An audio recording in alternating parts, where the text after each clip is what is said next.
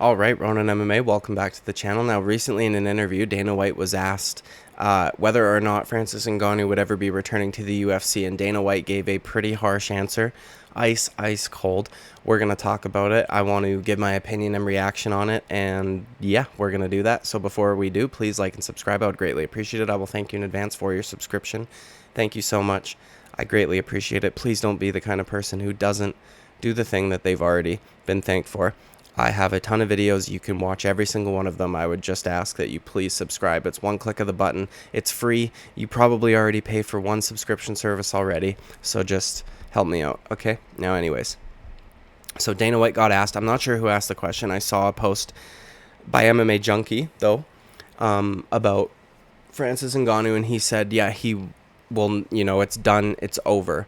I always say never. But I will give you a never on that one. He will never return to the UFC. And I may have ruined that quote a little bit, but that's basically what he said. I may have added or forgotten a couple words. Man, that for one, ice cold, okay? Absolutely ice cold. And as we saw at the UFC 285 countdown show, the UFC has absolutely no problem erasing their own history, right, regarding champions if you've done something that bugged them, I guess. Okay. Now, it is vicious, and I understand why people would not like it. But again, it's business. Business is ruthless. Dana White is a very good businessman. And part of it is because he's so ruthless. And I honestly feel more and more vindicated every time there is an update in this Francis Ngannou saga, because I have been giving unpopular opinions that maybe a few other YouTubers have regarding Francis Ngannou. I still think, and I think so even more now, that he seriously made a massive mistake and overplayed his hand and didn't realize that he had much less leverage than he thought, or that people were telling him that he had. It's one of the two. Either he's got someone telling him he had way more leverage than he did, or he is just extraordinarily egotistical and entitled and thinks that he had way more leverage than he did. Either way, it's bad, because I was thinking about this, man. Boxing stars get paid what they do because boxing is an extremely corrupt sport. You do not want the UFC to look like boxing. We don't get the fights we want, okay? But like the champions, how often does Tyson Fury fight? How often does Deontay Wilder fight? And now I get it that if you made a big chunk of money, like, you don't need to fight for the rest of the year, or even for 2 years, or however long it is in between their fights. But that's like a legacy destroyer. We wouldn't have the legacies that we have in the UFC if the pay was what it was in boxing. John Jones would not have 14 title fights. I just don't see that happening. And $8 million was what Francis Ngannou was offered. And I know that at this point I am beating a dead horse. I've talked about this quite often. Francis Ngannou was offered $8 million to fight John Jones. Let's say he got an extra $1 or $2 million from pay-per-view buys, which is that's not a crazy thing to say. Okay, these guys get a lot of money from the pay-per-view buys. Rampage Jackson did an interview pretty recently, and then I looked it up, and he had actually done another interview a year prior where he was asked what was the biggest payday he ever received. He said he got about $7 million for his fight with Chuck Liddell, and he specifically said it was because of the pay-per-view. Now, Francis Ngannou, or Rampage Jackson, was a pretty big star leaving Pride FC, obviously, but he wasn't a champion when he got that. Okay, first of all. Second of all, his pay-per-view sales are like reflective of a non-pay-per-view star today. Like Conor McGregor and guys like that kind of skewed our perception of what a normal pay-per-view is supposed to look like. I would argue that if anybody gets over 500,000 buys, they're doing all right. Francis Ngannou ain't that. Okay, he's not doing that. But Rampage Jackson's fight with Chuck Liddell is not even in their like top 20 list of highest selling pay-per-views. I think it did somewhere in the neighborhood of like $600,000 or 600,000 buys, pardon me. And he received $7 million for that fight. And the majority of it came from pay-per-view points. So they get a lot of money from the pay-per-view We just don't ever see it. It's not reported. It's not disclosed. And while a lot of people think that that's nefarious on behalf of the UFC, I think a lot of guys that are making that kind of money don't necessarily want it out in the public exactly how much they got paid. You got people hitting you up for money. You got like there's problems that come with that. And I know that if I got a fat check like $8 million, I don't really know that I would want everybody knowing or it being public information or whatever. Like I would probably want the commission to do what they do now, only disclose a small portion of it, and then none of the pay-per-view even gets reported whatsoever, so nobody knows how much you really made. But let's just say he made an extra 1 to 2 million. He's in the 8 figures now. $10 million, okay? And then something you got to keep in mind, because everybody always compares it to other sports. I don't know what Steph Curry makes now, but I remember the last time I watched basketball, which, in fairness, was quite a long time ago because I hate basketball. I hate watching it because I don't like the dudes flopping to the grounds like little bitches. It's literally turned into soccer. Like James Harden, you're fucking 6'7" and 200 and whatever pounds you are. You should not be flying to the ground when someone just barely touches you in an attempt to get a foul. Like that's bitch shit. I can't stand it, dude. It drives me nuts. So I stopped watching it a long time ago. But the last contract that I saw of Steph Curry's was in the neighborhood of $30 to $35 million or something like that. Now maybe he gets paid more now, fair. But, and also, obviously, that's just from the NBA, right? Like, that's just his Golden State Warriors salary or whatever. He's playing, especially the Golden State Warriors, because they kept going far into the playoffs or whatever. I don't even know how many games they have in a season. I know it's a lot. So he's playing minimum over 100 games a year, I would imagine, if they make it to the playoffs. Something like that. I literally don't know off the top of my head. Somebody can let me know in the comments if they know. He's playing 100 games. They're on the road constantly. They're playing every other night. They're flying from city to city. They're doing all this shit, okay? And he's making $30 million or whatever it was at the time, okay? Francis Ngannou could make 10 for one fight, okay? You don't need to fight one time a year. You could be a good champion like Israel Adesanya. I got a lot of bad things to say about Israel Adesanya, but that was one thing that I seriously respected about him as a champion is he was active. He would fight every 3 months, every 4 months. You know what I mean? Alexander Volkanovski, same thing. Fights every 3 months. Like these guys, they're defending their time. Make hay while the sun shines, right? They're not just making a good paycheck and then sitting back and being like, why am I not getting paid more? If you fight 3 times in a year, let's say 8 to 10 weeks are dedicated to a fight camp. So you got 2 to 3 months dedicated to a fight camp. And then you have the fight, which the fight itself is 25 minutes long, which is like half the time of like a hockey game or something like that, right? And now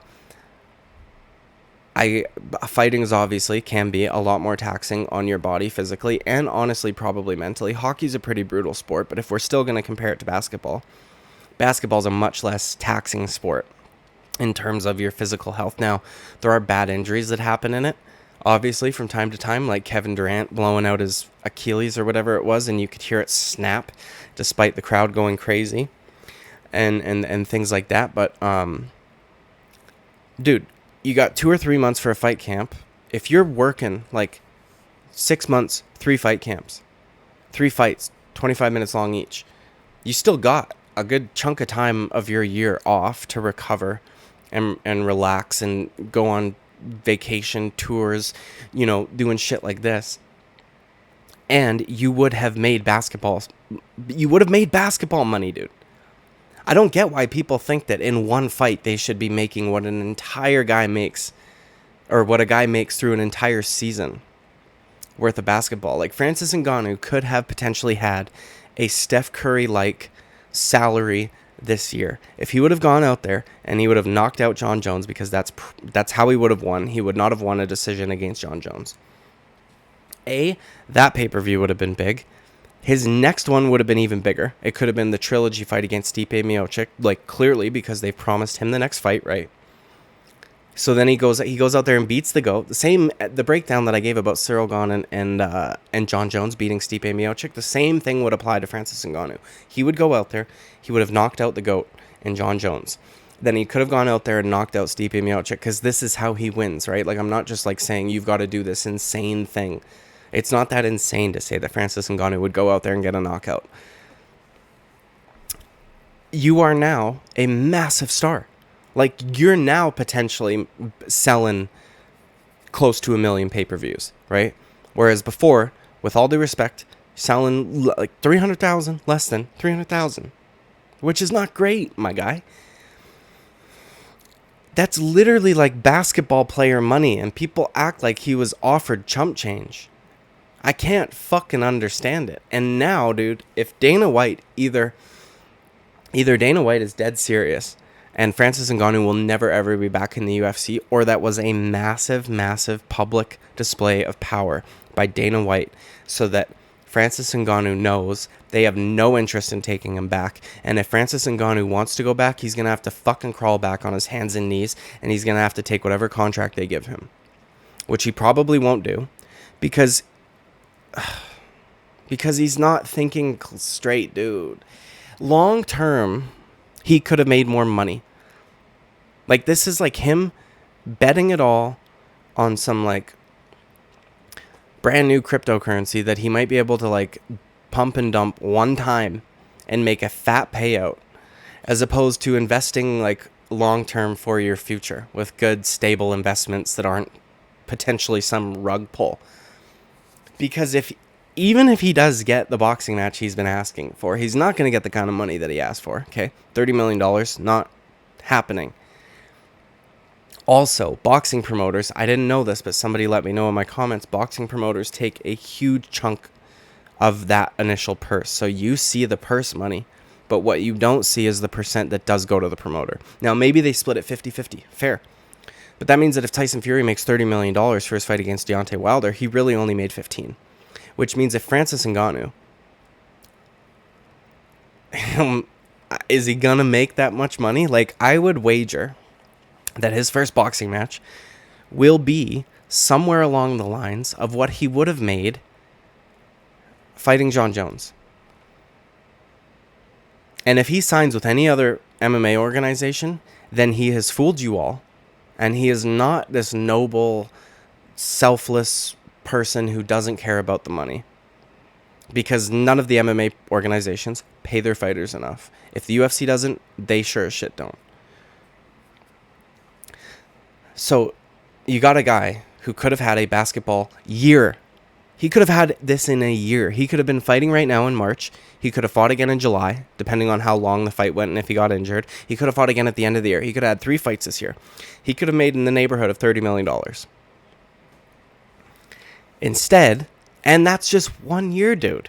Then he could defend against the Sergey Pavloviches, the Curtis Blades, the Tom Aspinalls, all the other guys that are on the come up that aren't particularly famous, aren't particularly pay-per-view stars, right? But then at that point, just like what I talked about in the last video, Jon Jones and Cyril Gane would be a strong enough A side that it doesn't really matter. Francis Ngannou, if he would have knocked out Jon Jones, if he would have knocked out Stipe in a trilogy, he would be a strong enough A side that all of these pay-per-views would do extremely well.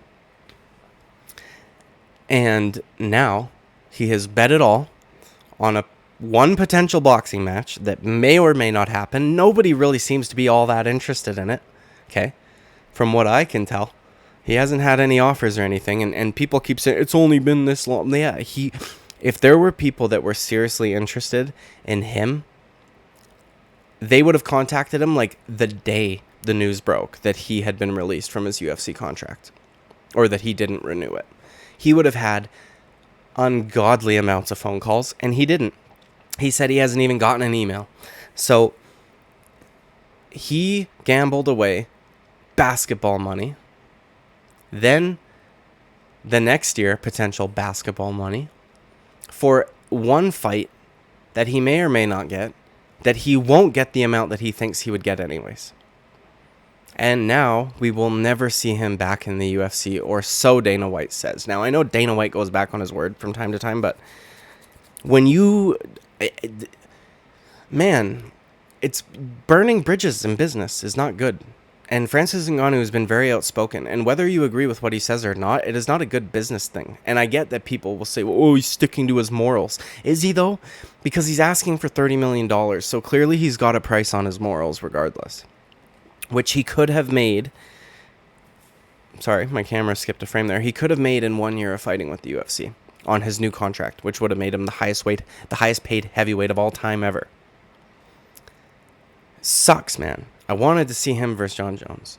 I wanted to see a rematch with him and Cyril Gane. I wanted to see Tom Aspinall. I wanted to see if Tom Aspinall could avoid the knockout shots and get it done. I wanted to see all of these fights, man. The Stipe trilogy, and now it's just done because Francis Ngannou thought he could go get one fat payday from a boxing fight, which is silly because you could have made more in the long run at the UFC. Because that's the other thing, too. If he does get a boxing match that is anywhere close to the number that he wants, unless he goes out there and like flatlines Tyson Fury or Deontay Wilder or something along those lines, which is pretty unlikely. With all due respect, his boxing technique is not very good, and I understand Deontay Wilder's isn't either, but he's been doing it a hell of a lot longer than Francis Ngannou. If he went out there, though, and did that, that would be the only way he's getting like a rematch. If he goes out there and gets the fucking shit beat out of him, no one's going to care about him. The UFC's going to have had like 3 title fights at heavyweight by now. People will have forgotten all about Francis Ngannou, except for his hardcore fans. Those are just my thoughts, though. Let me know in the comments if you think I'm off or if I'm right. Or if you, let me know. Let me know. Disagree, agree. Either way, leave a comment. Like and subscribe. I would greatly appreciate it. And I'll thank you in advance for doing so. Thanks. Bye-bye. I'll see you later tomorrow morning. Recap.